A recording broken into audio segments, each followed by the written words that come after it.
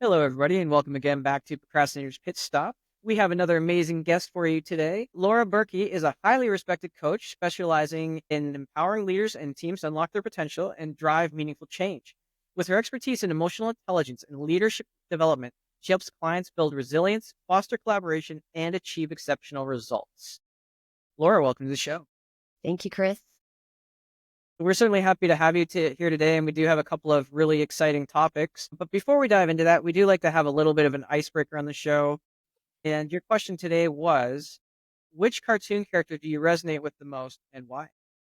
So I'm gonna say Wonder Woman, and mostly because as a young girl, I just loved like the invisible airplane that she drove, and I loved the big cuffs that she had. So that's mostly because I was just very drawn to that. But I would say why I resonate with her is because I would say I use the metaphor of a snow globe. So my snow globe to her invisible airplane is like it's a space in which I go to, or I imagine that I live in, that I get to create and have exactly the reality I want to have. And so, in a way, so did she. But so that's how I resonate with one. I like that one. And as you were talking about that, something else came to mind as well with that. The lasso of truth or something, right? Or Yeah, the whip of right. truth. Yeah. Thank you for reminding me that because, and I'm a truth seeker and I really value the truth. So, ooh, I'll have to like think more on this as the day goes and see how more I relate to it. Well, it's why I like the question so much, just because we tend to gravitate towards things that kind of reflect our values or how we see ourselves. Yeah. And even I didn't really do too deep a dive in my own until I don't know, probably about 2 weeks ago, even. And there's always layers underneath that. It's always interesting. Can I ask what yours is? Yeah, my cartoon character is actually Deadpool, not because of the violent part, but because he's kind of talking to the fourth wall. I sometimes feel like I'm doing that, like hey, what are you doing out there? Try to do things better. And I deflect a lot with humor. It was a Uh-huh. pretty big defense mechanism for me growing up.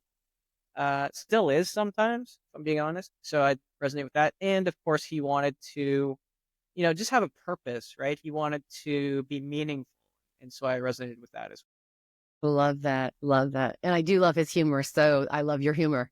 Thank you. Okay.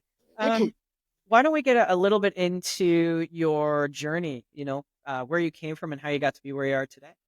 Okay. The shortest version of it really is as a young girl, a little 12-year-old girl, I wanted to be in radio and television. I wanted to be on TV. I wanted to be on radio. That was just something that truly just kind of it came into my brain. And that's it. The decision was made. I'm going to do that. So then I kind of suffered through junior high, high school, college, went through all of that. And in college, I did study it and then switched my major because it was incredibly boring studying that. But upon graduation, I moved to Chicago. And within a year and a half, I had found a job, which is very hard to do, actually, at a radio station in Chicago. And not just any old radio station, it was the number one biggest radio station in the city. And I loved it. I thought it was just a great party. It was amazing. You go to work and there's music and you meet a lot of famous people. You get free music, go to any concert you want. And I loved all that until I didn't. And one day I just kind of started to realize like, this is not my tribe. This environment does not align with what I believe in and what I feel like. And I just meant really just kind of mostly the culture. So here I was now like out on the street, all of 23 or 24 years old. And like, what am I going to do now? And so an opportunity came to me to go live in Rome, Italy. I spent a year there. And while I was there, I had a lot of time to ask that question, why I'm here, what's my purpose, what is the reason that I was born? And in that came this idea of what we know as coaching. But this is back in 94 where coaching didn't exist. So I thought I'll get a master's in psychology. I'll be a therapist, but I'm going to do this other thing behind my closed door. Well, I come back to America. I start working at a company called Jenny Craig, it was a weight loss company. And I saw, oh my gosh, I can help people one-on-one change their behaviors, change the way they think about something and they behave about something to get a different result instead of going and getting my master's. And so that's what I did. I cut my teeth on, what coaching looks like. And then come 1998, coaching programs started showing up and I enrolled in one and did my due diligence of getting trained. And in 2000, they started Laura Burkey Coaching, and I've been doing that since. Well, it sounds like quite a ride, and kudos to figuring out you needed to change at 24. And most of us have to wait until, we're pushing 30, 35 or whatever, and we're burned out and we're, we're just like, oh, this isn't working anymore. No, that's really amazing. What do you think was the biggest challenge you ran up against in that? In what part of that? Just in general in your journey, what do you think was the most challenging thing? Okay, so good, because this kind of gets us into the word stuff. So the biggest challenge, I actually, to your point, like kudos to you, 24 years old and you're doing this, and back to the Wonder Woman thing. So truth has always been a deal for me. As a young little girl, now certainly I had a father who really stressed and emphasized you better tell the truth, but I already had a different kind of truth too. Like truth always was important to me. So even early in my life, I knew like I can't just go do a job. I can't just go do something that doesn't feel truthful to me, that doesn't feel like right for me. And so I thought that's kind of interesting connect, just having heard you say that. The biggest challenge, so early in my childhood and in my younger years, I wasn't really challenged because I would think something that's interesting to me. Oh, I'd love to do that. And I would just go do it. That really was my makeup. The challenge became when I did get older. And for whatever reason, I don't know why, but I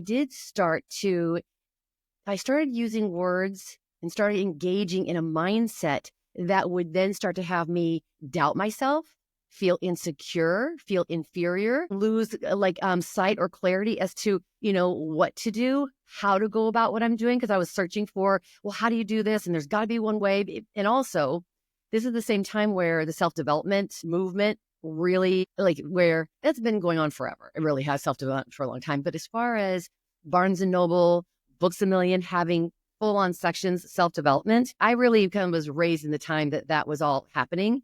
And so now you have all these books of here's how to do this, here's how to do that, here's how to, whatever. And that started to cloud and kind of scoot in and take the territory of my own sense of navigation. And now thinking, oh, they know what's better for me. That was the biggest challenge for me. Oh, I don't hear you. Sorry about that. I was on mute there. Emotional support dog was grumbling a bit.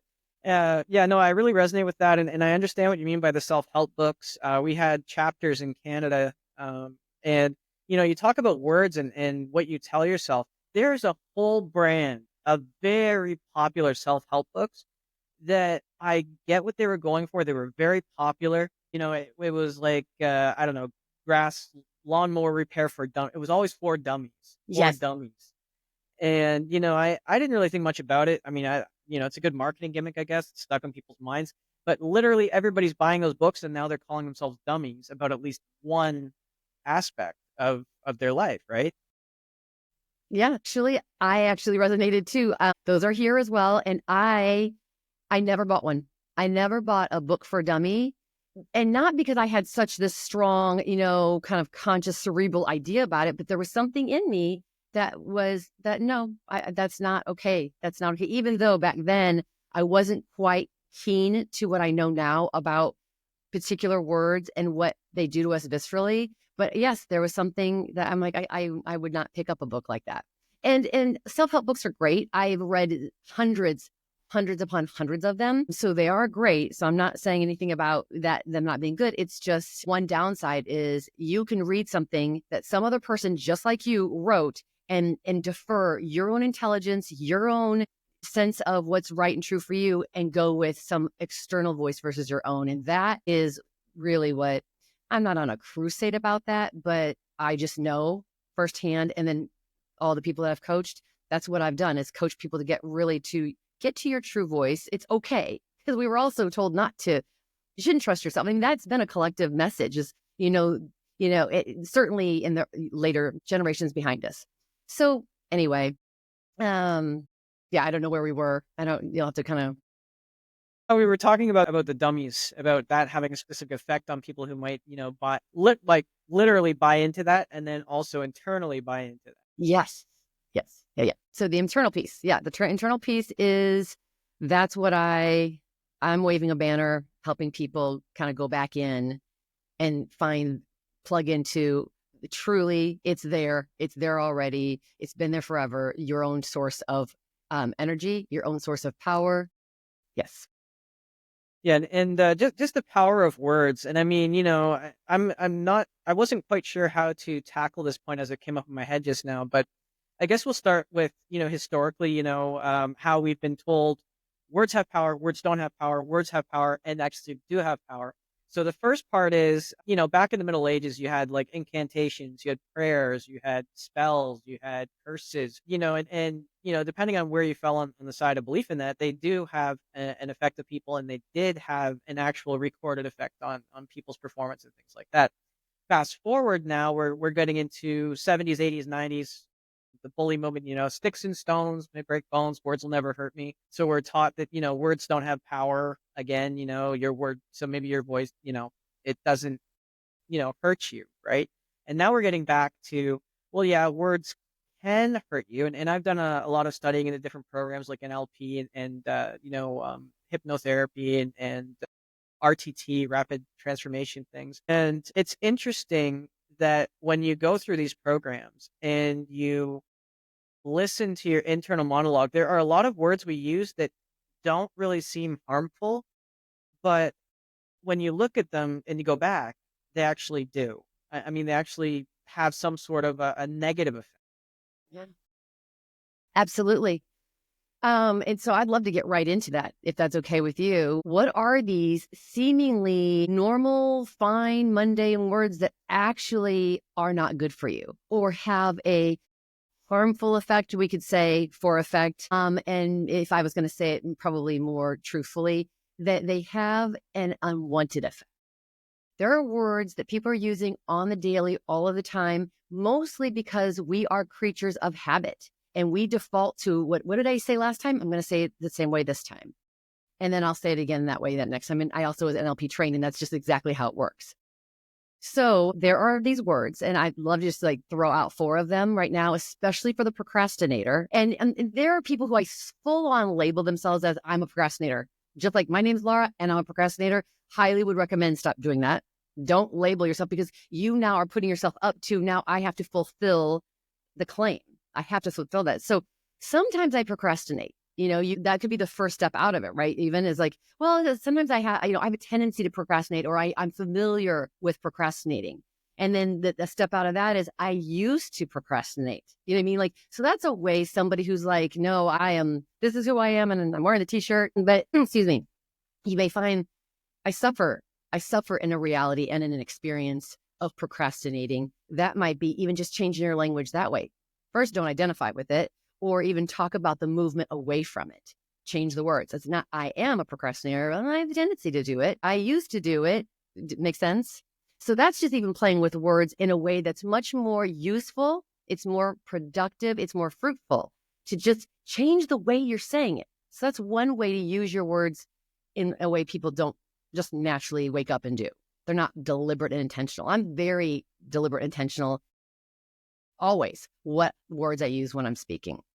And so it's just a good thing to be like, oh, maybe I should start thinking about doing that. Does that make sense? Yeah, it makes a lot of sense. What were some of the other examples?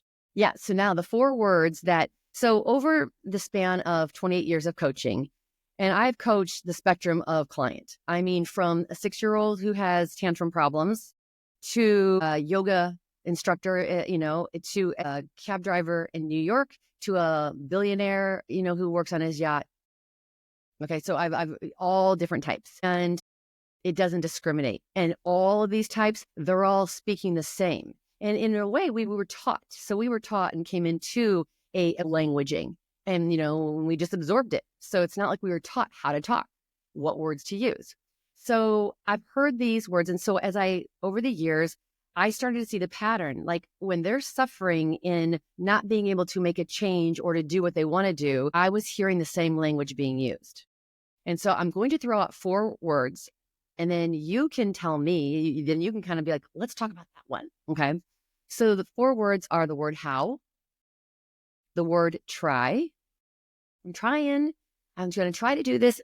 The word problem, and the word hard. So hard, try, problem, how. These are 4 words people use all the time, often don't even realize they're using them. And I would encourage, especially a procrastinator, recognize when you say it and switch out the word. Use a different word, which I'll happily tell you what word to use. Actually, yeah, you hit on one word there that actually fits that definition to a T, where it seems sort of harmless, but it actually can be a little bit detrimental. Let's go back to the word how, Mm-hmm. because I mean, how are you supposed to do something if you don't know how you're going to do it? So it's a logical question. How do I do this? Yeah, it is a logical question. And we were also going back to the self-development era, all of those books, how to do this, how to do that, how to build your own business, how to have a better marriage. So we were conditioned now to think there is a how, kind of like needle in the haystack, that little fairy tale. It's, to me, the body, this is what happens to the body. And so what I have learned is there is using your brain. I've got to, I'm going to construct a thought. I'm going to say something to Chris that is understood. So there's that's going on. But then the body is also having an experience. And in fact, the body is the more important. It's the more important component. They're both important. But the body, there's a book that says the body keeps a score. And it's about something else. It's about, holding on to traumatic memories. And that's why people have then certain illnesses or diseases. So, but we really were, certainly our parents, our grandparents, they were raised under this idea and belief that, oh, you don't know, we know, the authority knows. Well, as each generation comes along, we are loosening away from that. And people are now feeling more sovereign, more emancipated, like, no, I can decide, right? But still yet, the body still can have this response to, so how am I going to get a new job? How am I going to afford that new car? How am I going to take the whole family for a Christmas vacation? Right? And so there's the cerebral activity of it, but there's the visceral body activity of it. So the brain part, the thinking part would be like, well, I guess I could talk to a travel agent. I could get online and get on TripAdvisor and look at, what are some good ideas. But what is happening at the exact same time is the body is responding to the how. And usually that feeling of like, if I were to say, hey, Chris, outside your front door, go open the door, there is a needle in a haystack, go grab the needle and bring it to me. And then you go out and you see this enormous haystack. How would you feel about getting that needle? Obviously, I'd say, well, that's too big a job. I'm not going to do it. There'd be resistance. There'd be hesitancy. There'd be, oh my God, I don't know if I can do it. There'd be some wavering of confidence or certainty that you could do it. And that's really what how does. It does it right away, even to people who know it. So that's why I don't use the word how, because what I know is if I use the word how, I have taken a downtick on my energy and on my enthusiasm and on my decision to do it. So that is why not to say how first. And then back into the self-development, what we were all taught how to goal set. Well, what do you want, Chris? Oh, I want a podcast and I want this many followers and I wanted to do this and I would like some what do you call it? People who sponsors or advertisers. I want all that. Okay. Now, how are you going to do it, Chris? Like, just pay attention to what happens from the throat down, the neck down. That part of you is having a response to it. So not always. Now, this isn't 100%. This isn't science. I mean, it's Laura science, but it's not science. And I'm not saying never use the word how, but it's not the most empowering word choice in this moment. So do you want to know what the better choice is? The better word choice in a moment like this? I could take a stab in the dark and say, what's the path forward? Well, now, so let's do a little litmus test. When you say, Chris, what's the path forward to this? Honestly, please, what's registering physically in your body? Honestly. Still getting a little bit of that, like not just immediately pictured like I'm in the woods and now there's like 3 or 4 different signs and they all go to the dark parts of the forest I don't want to go down. So then let me ask you, Chris, and you could ask yourself this. Okay, so I really want more followers, or I want whatever. I'm just kind of picking on you with your podcast. So then I ask you, well, then, Chris, what are some ways you could increase the size of your audience or your audienceship or whatever? What are some ways that you could grow it bigger? And just how does that land? What happens to you neck down when you hear that question? It's more like light. It's definitely more light. Now, just because I want you to see what happens, would you be willing to answer that question? Are you comfortable to answer that question? Just give me 3 ways. Well, here's 3 ways I can think of that actually could work to increase my audienceship. Yeah, I could do that. Yeah. Dig it. Thanks. So 3 ways that it could increase. I could do paid ads. I could do more social media sharing, or I could literally hand out business cards to people on the street. Okay. Could I have three more? Just three more ways? I could send out flyers, even though the postal service is on strike and it's not great. I could go on TV, or I could go on radio. Yeah. And so what tends to happen when you say, well, what are some ways I could do this? You're a natural creative entity. You're a natural, like that's what you were born to do. There is the creator who then made many little creators, right? So it's your nature to create. So then when you just start creating a list of, well, I could do it this way, I could do it this way. What will start to happen, the more you do it, the more actually starts to come out. So that happens. So now let's just work with the 6 that you offered me. So then, because this would be, so now I've got these ways, Laura, now what, right? So let me just even ask you, real time, this is really happening. So of the 6 things that you just shared with me, here are 6 ways. Do any of those, like of those, do any of them actually like, is there a little energy in any of those, or do any of those really appeal to you? Yeah, I can think of one that appeals to me. Yeah. And so then the next word, and people are not, this is not how people are talking in their head most of the time. So there's one that appeals to you. So then let me just simply ask you, are you interested in that idea? Is it like, that's interesting to me, this idea? Or is it, oh no, it's just an idea, but it's not really interesting to me? No, that one actually is interesting to me. Yeah. Okay. Okay, good. So then, and then now again, always with the truth, like your body is telling you the truth, not your head. This is a hustler. Gut never lies. This is a hustler. So that's why you really have to like bring your body. It's got to be involved. And a lot of people, we were taught not to. If you're feeling, oh my God. Anyway, so yeah, so one of these is interesting to you. It's like, it's actually interesting to me. So then are you legitimately, and it's up to you. It's not up to anyone else. Do you feel ready? Do you genuinely feel ready for that idea? I'm ready to take action. And maybe you're not, and that's okay. But do you feel ready for that action? Yeah. I feel ready for that action. Yeah. Okay. So right there, I am just giving shiny. Here it is, a brand new word, and I've given a few now. The word way, which most people have probably been using way, not realizing the power of it. I've given the word interested, which is a replacement for the word want, because want is a dead word. We have wanted and wanted and wanted and wanted, and most of us have more things we've wanted that didn't come to pass than things that we wanted and did come to pass. So the body knows that. So the moment you say, I want this, the body's like, probably not going to get it because you've wanted a lot, So anyway, there's, what are some ways? And then check in. Am I interested in that? Am I actually interested in that? And then if you are, being interested doesn't always mean you're ready. I'm interested in having a summer home by the lake, but I am not ready to go do whatever you have to do to start looking for a property. I don't have the money for a down payment, so I'm not ready for that, but I'm interested in it. And this is what I believe, just hearing many clients talk, that once you've identified something you want, now there's some compulsion. Oh, now I've got to take action on it. And so then we don't take action. And then we feel bad about ourselves because here I said I want it, I'm not doing anything. Oh my God, I'm a procrastinator. Or, oh, I don't do anything. It's like, no, are you actually ready for it? And I had to work myself out of this one. I was guilty of the same stuff. And so when you really get clear, am I ready? No, I'm not actually ready for that. Okay. And you actually get to stay light and keep that energy versus, not recognizing whether you're ready or not. And now you're interested. And so now it's like, okay, now what do I do? What do I do now with the interest? Does that make sense to you? Any questions? Yeah. No, that makes a lot of sense. And thank you for that, because that is actually, some of the things, those are some of the, really tricky ways, right? Because like you said, I like what you said there, the brain is a hustler. I like that. I'm going to make that our soundbite. It's always trying to sell us a bill of goods that isn't necessarily true. Yeah. I was just going to say, it's because up here, this is just full of data.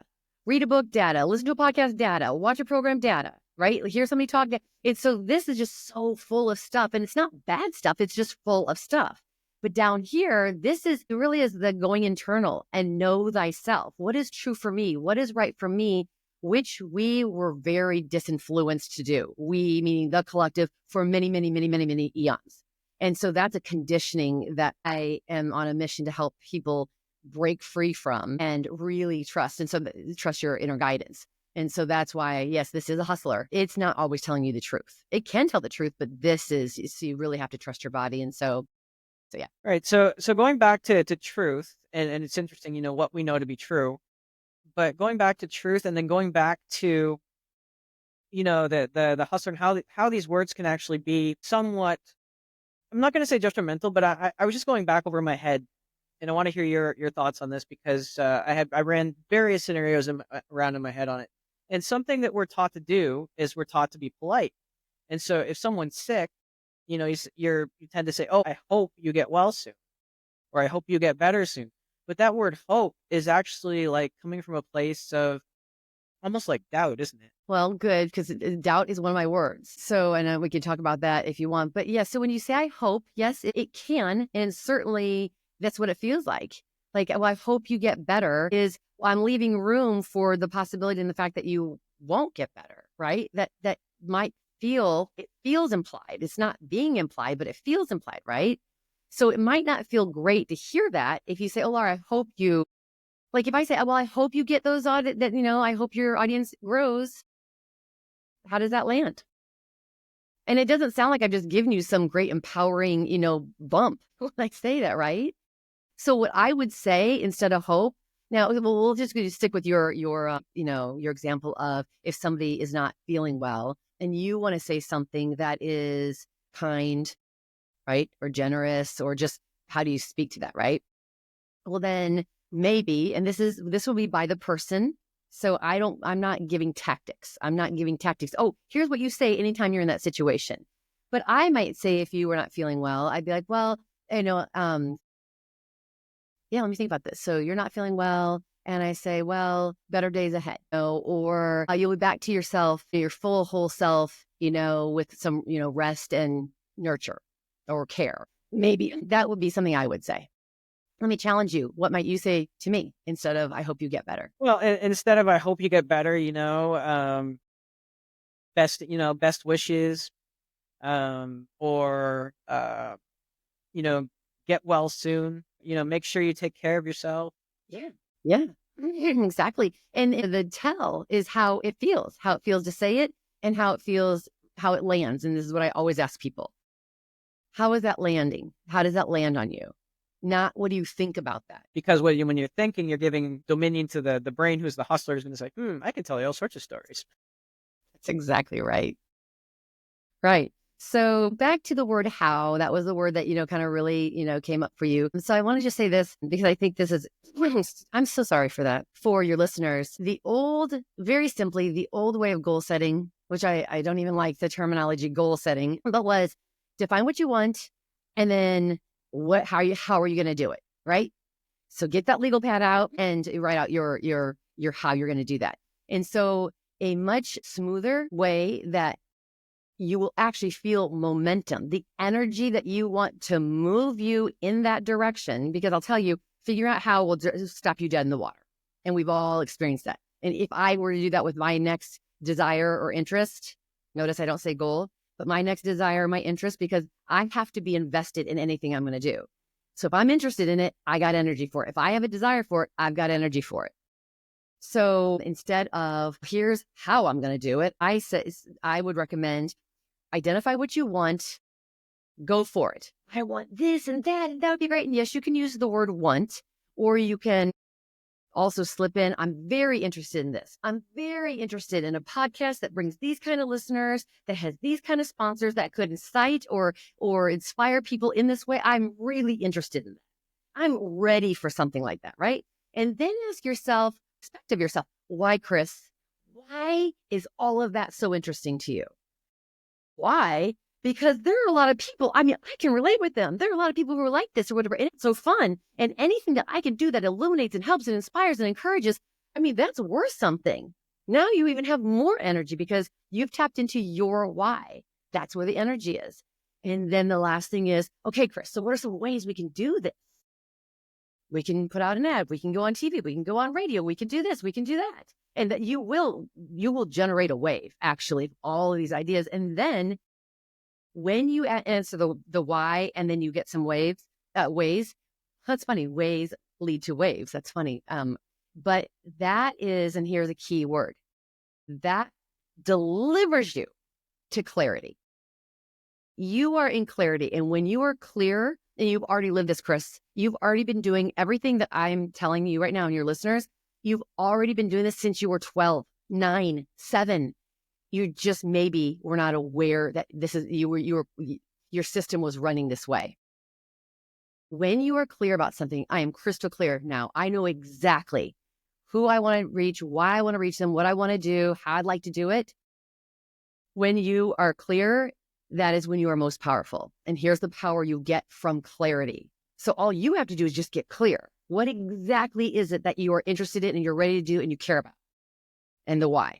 When you are clear, the power you get naturally is your certainty inside of you, certainty, I can do this. This is for me. This is worth my while. I'm certain of it. And then you also get confidence. Naturally, you don't have to go read a book about how to be confident.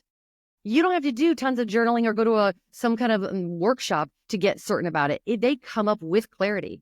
And you've done this from whenever you quit a relationship, when you went for a certain job, when you quit a certain job, when you moved from one place to another, when you threw out a pair of beloved jeans that you loved, but it was time to get rid of. Almost anything that you've done that to this day you still can feel proud about, like, yeah, I did that. That was the result of you being absolutely clear about something. So absolutely clear. Okay. So clarity. Yeah, that's interesting, because I guess that leads into how, we can see some absolutely positively confident people out there who bumble around, and from the outside observer, it looks like they're maybe not doing so well, but hey, they're just plowing along, and it's because they're clear in what they're doing. I may not always get them what they want, but they're definitely clear in what they're doing. Is that the idea? Well, yeah, and yeah, because what you're kind of hitting up against, which is perfect for, what we've already talked about, is when a person is clear and they're clear about something and you're saying they could still look like they're bumbling around, that to me would speak to, because there is no one how to do anything. There isn't the one right golden rule way to do it. It is circumstantial, and is kind of personal how you're going to do something. So what might appear on the outside like, oh yeah, she's bumbling around. She's been tinkering on that idea for a long time. But from your outside perspective, from her, the one who's doing it, she feels confident and certain how I'm doing this, the steps I'm taking is going to get me there. And that is one who's operating, really, they are the captain of their own ship. They're navigating their own ship versus who's running, got this boat going, not taking ownership. And that's by looking at the outside data or information or whatever and thinking that's the answer. And again, outside reading, going to workshops, learning from people is awesome. It's what you do with that information and how it lands on you, which is what's going to affect your clarity, your certainty, and how you go about it. Very, very true. And sometimes maybe it's, maybe the outside observers sometimes that, they want to give encouraging words to these people who are, bumbling along. And that's when, that ugly word doubt starts to creep in, right? Well, I'm glad you're bringing, yes. And I'm going to tell you what doubt is. Doubt for certain. I've seen it over and over and over and over. So have you ever handled a sledgehammer? Have you ever handled one, Chris? They're all different sizes. What's the largest size of a sledgehammer you've ever held in your hands? The largest one I've ever attempted to, hold in my hands and kind of use was 80 pounds. Okay. And how long is the handle of an 80-pound sledgehammer about? Maybe. Yeah. And what was the use of the sledgehammer? Were you using it, or were you just kind of like, oh, I saw a sledgehammer I picked up, or were you actually using the sledgehammer? Well, was attempting to actually do a little bit of like a home renovation on my own, which is not a good idea. Yeah, trying to, take out a wall. Yeah, it was just take out the wall and just replace it. We thought it'd be a good idea to, punch holes in it first so we could take it off, Yes. easily. And that's exactly what the tool of a sledgehammer, that's its purpose. Its purpose is destroy, dismantle. That's what a sledgehammer is meant to do. And I am for certain I will go to the end of my life knowing this, and I will never change. That doubt is a sledgehammer. Doubt destroys. It's even in the Bible, actually. I mean, it's actually doubt destroys. So the moment you have this great idea, you have this vision, you have this desire, of what you could do through your podcast and helping people and then whatever, and how to expand it, whatever.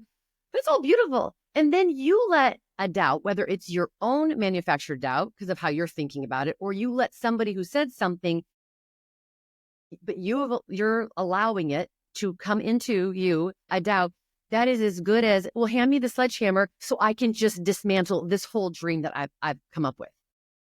Because the moment you doubt, you are destroying. So to me, absolutely. So I always have my clients, I always have them draw, like in a session when I hear doubt in their speech, I say, draw a sledgehammer on a page, a clean sheet of it, draw it. They do. And then I always ask, have you had the experience? Because if you've not had the experience of holding a sledgehammer, and a pretty sizable one, you don't really understand the force that this thing has, the ability that this thing has. In one swipe, it is going to do some sort of damage in one swipe. And it's actually built to destroy. So over and over, and that's what our thoughts do. They'll just keep saying it. Monday, they'll say it. Tuesday, they'll say it. It's done. You've at least just made it a wreck. And so now you're going to have to, before you can even get beyond whatever, now I got to clean up this mess I made, if you somehow recover from doubt. So I just say, walk away. Keep either one, don't even have a sledgehammer in your vicinity. Don't have a sledgehammer. Just don't own one. Or if you do, have it tucked at the very far bottom corner of your basement. And for some use where it would make sense, you want to dismantle this, And that's just metaphor, because I like to use stories to really instill, an understanding about something. But doubt destroys. Don't let it come into your thoughts. Don't let it come into your speech. And like you said about hope, it's like, oh gosh, I used to think hope was such a wonderful thing. I thought hope was such a beautiful word. It's like, well, but it's reserving a little doubt, isn't it? It is reserving a little doubt. Like how that tied into the hope there with the doubt. Yeah, I know. It's just that we have to realize, though, that these frameworks aren't really our fault either. They're Yeah. kind of an evolutionary hangover because, when we were naked and afraid and running through the woods, we had predators after us, or, snakes in the grass or cliffs or whatever. When something bad happened to somebody, it usually killed them. So, of course, we're going to remember all the bad stuff. And then, now we're running around with clothes on this time. We're still afraid. We're, trying to find these, trying to navigate the world. And we're always sitting there, thinking what next, because we're worried about the predator that really doesn't exist. Okay, so I'm going to have fun with you here, and I'm going to challenge that just one little thing in that. So we'll go back to the time of caveman, naked or barely wearing anything. And I bet the mind, however the mind may have worked in whatever vernacular vocabulary they had, who knows? And this would almost confirm a point I'm making too, which is, what is the body? What's the body saying versus the mind?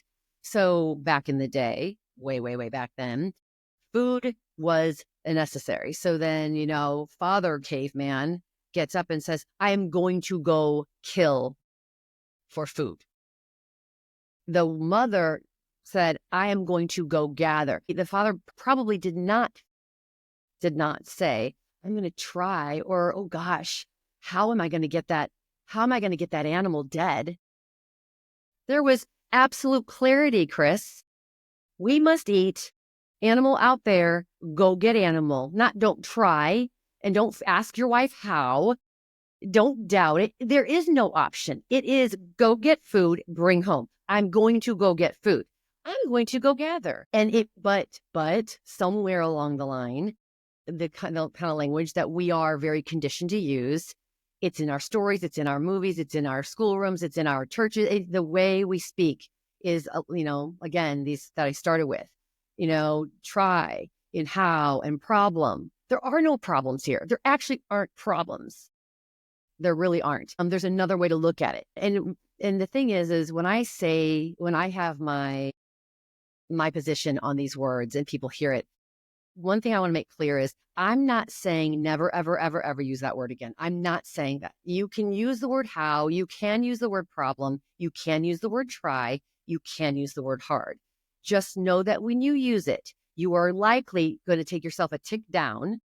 It's probably going to be disempowering to use it. So just if that's acceptable to you, if that's okay, or if the condition in the moment allows for that, or you even want that, then great. But no, that's likely the consequence of it. And then sometimes like the word try. Okay.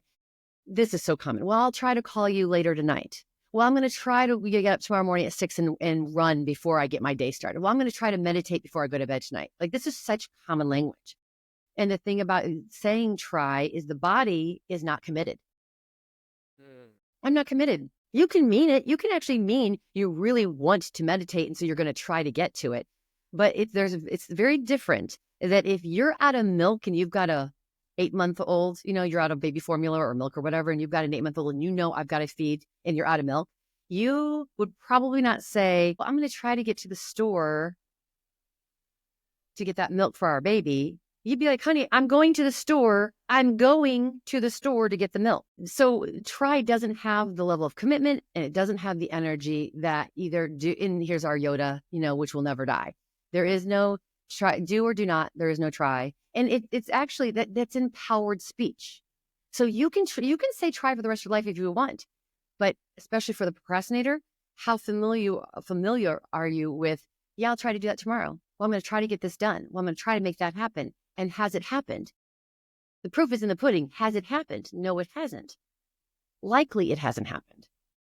And sometimes you can say, I'm going to try, and you do, great. But what I've observed, front row seat, talking to hundreds of people, is try is an out.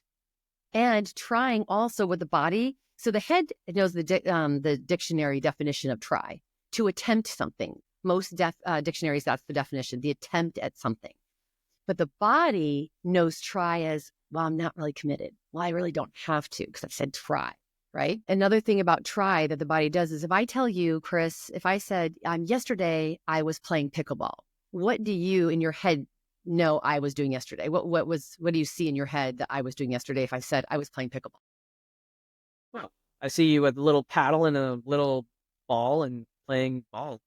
Yeah, it's crystal clear. She was playing pickleball. She said she was playing pickleball. And I can imagine she's playing pickleball. She's playing pickleball. If I told you that tomorrow I'm going to be wrapping gifts, what am I doing tomorrow? Wrapping gifts. If I tell you after you and I get off this call, I'm going to go and I'm going to try. Try wrapping gifts? No, I'm just going to go try. No, I'm just going to try for the rest of the day. What am I doing? I'm drawing a blank. Nothing. Exactly. Trying is a verb. Okay. Trying is a verb. Pickleball is a verb. It's an action, right? So if you just say, I'm trying, there's almost like trying is not doing anything. It's not dancing. It's not rapping. It's not playing pickleball. It's not cooking. It's not writing. It's not painting. What is trying? It is actually nothing. It is for the body. Now I'm speaking about the body. For the body, it's kind of an arrested, suspended, I'm trying what? So if you say I'm going to try, just right there, the body can go into that state completely unbeknownst to you. And then I'm big on, does it move you? Is it fruitful? The word you're using, is it productive? Is it fruitful? Is it effective? Using the word try is not an effective, because when I use it, I actually feel suspended. I feel arrested. I don't feel committed. That's very interesting. And first of all, dang it for you making me need to go back and look at my analogy now because I've used it so much. And I need to go back and look at it again. Secondly, yeah, that word try, I mean, that seems pretty innocuous. We all know Yoda, but so what word would you say instead of try in that? Well, stick with Yoda. So you either do it or you don't. And I did this. So I've test driven everything. I don't ever offer anything that I have not. And I have a pretty high bar and standard for things that I don't get some great result from. So when you have a new standard for yourself, which is, okay, from here on out, I'm going to be decisive. I'm going to either, when something it comes to me, and again, you don't have to do this all the time, but most things, when something is presented to me, an idea in my own head, or somebody presents something to me, I'm going to make the decision a yes or a no.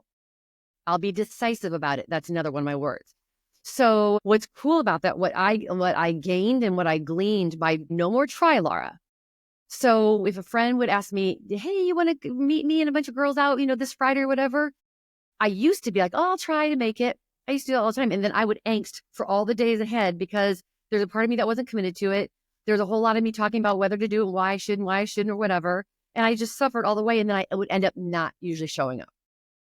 And so then when I made the change, if that same kind of moment was presented to me, I would be like, okay, no, I can't.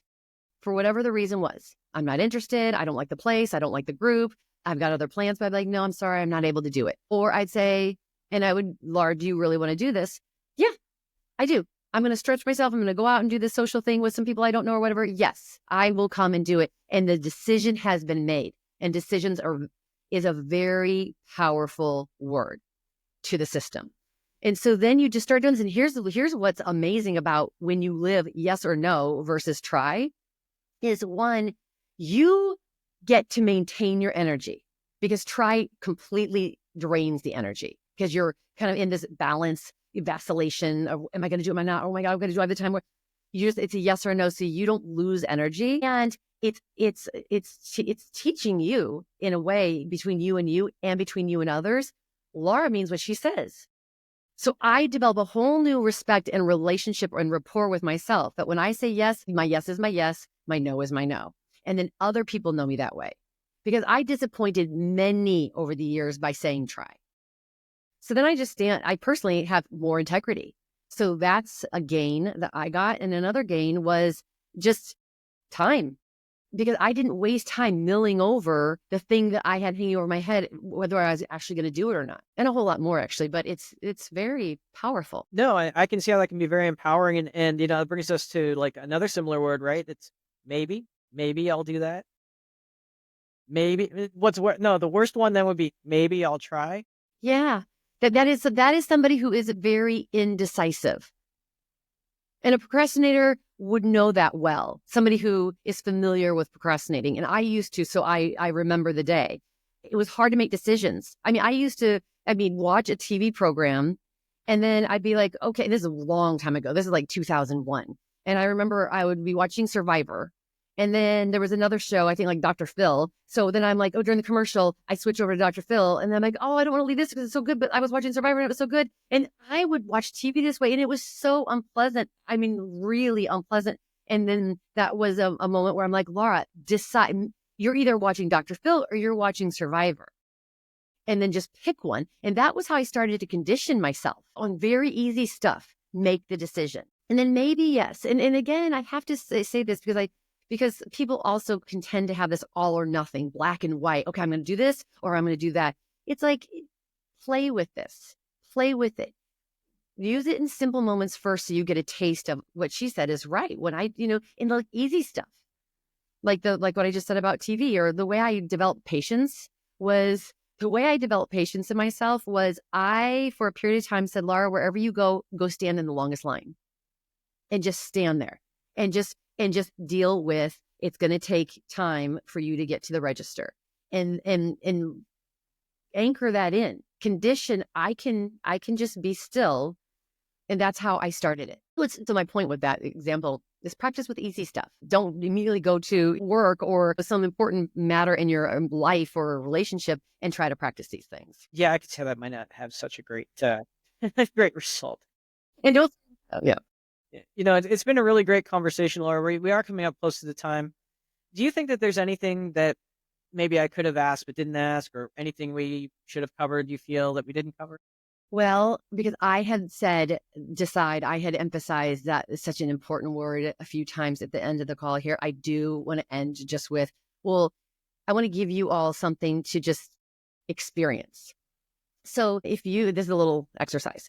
Go back in your memory and go pick maybe 3 experiences that you've had in your life that you would something that you accomplished. It's an accomplishment of yours.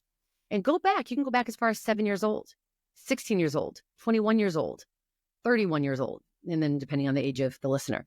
But go back and collect 3 that when you remember that moment that you felt accomplished and you still kind of smile about it when you have the memory of it, pick 3 of those.